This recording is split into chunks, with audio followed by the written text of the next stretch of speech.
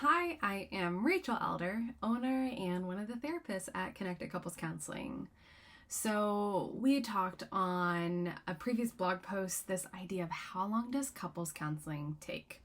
This is a common question we get when we're doing our consultations via email, and it's a fair question to ask. You are making a commitment to therapy, and knowing kind of how long that commitment should be, what it needs to look like, we don't have a generic answer. We have somewhat of a generic answer of like, here's what we've noticed in our work, and here's kind of what impacts how long therapy can be. And so I'm going to break that down for you and just what I tell my couples on those consult calls and what it can look like. So on average, I would say from the, year 6, year 7 of primarily specializing in couples work, I would say most couples are with me from 3 to 6 months.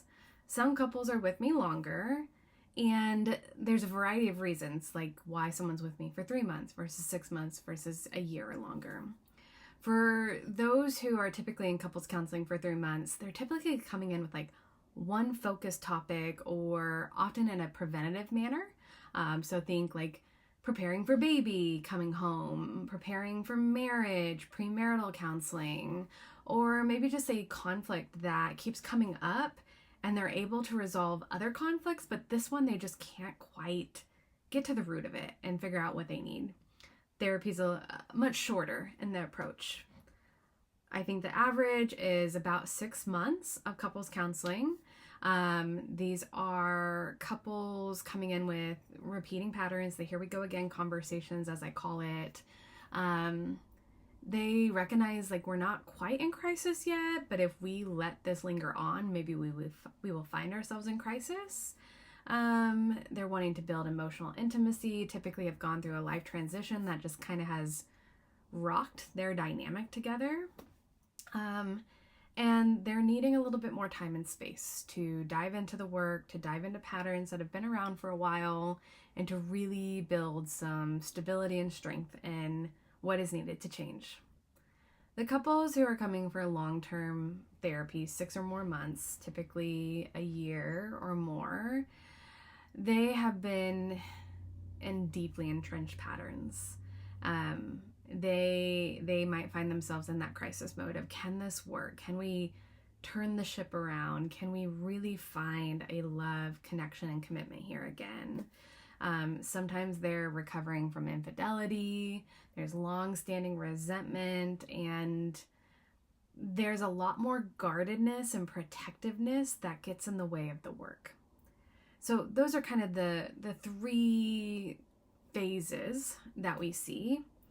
Some of what helps couples therapy be less long or quicker is how we show up to do the work. I tell my couples in consult calls in the first session that I really believe that our hour session or 2-hour session together is really meaningful, and where the most growth and change comes is how they take what they learn in session and apply it to their everyday life. And I really believe that. The couples who graduate or work through their work quicker are being very diligent in what they are doing in between sessions. They are implementing the rewire reps we give or the homework we provide.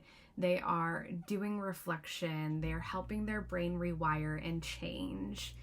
And that's their accountability to themselves, their partnership, and the work that they're committing to.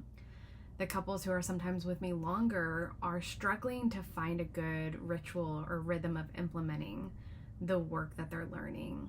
They are sometimes, spending the focus of our hour or 2 hours together as their couples work, and then not necessarily really integrating it in between sessions. And there's a lot of reasons for that. Life is busy.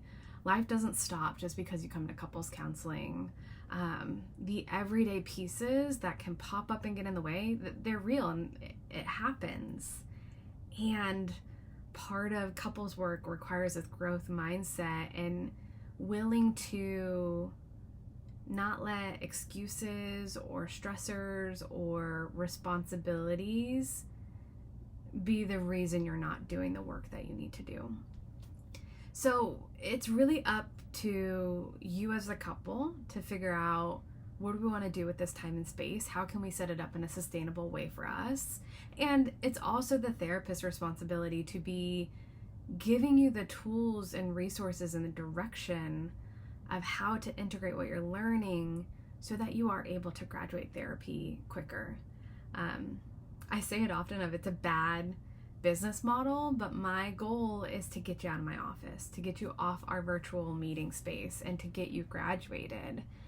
Because while I love meeting with my couples and I love working with them, I want them to feel competent and confident in their ability to implement the tools, the skills, the resources that they learn with me on their own. Sometimes there's this sense with couples where they're like, we couldn't do this without you. And in my head, that's a red flag for me of like, I need to help them figure out how to do this better. I need to help them build their confidence that they can do it without me.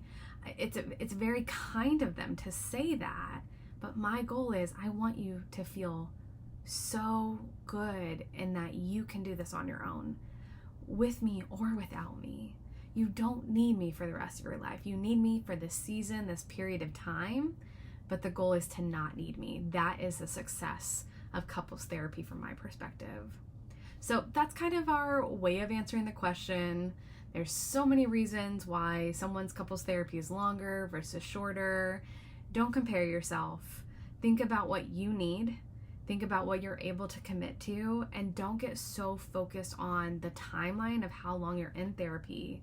Get so focused on, what do I do to feel competent and confident in myself to graduate therapy and implement the tools needed to make our relationship last a lifetime. All right, until next time.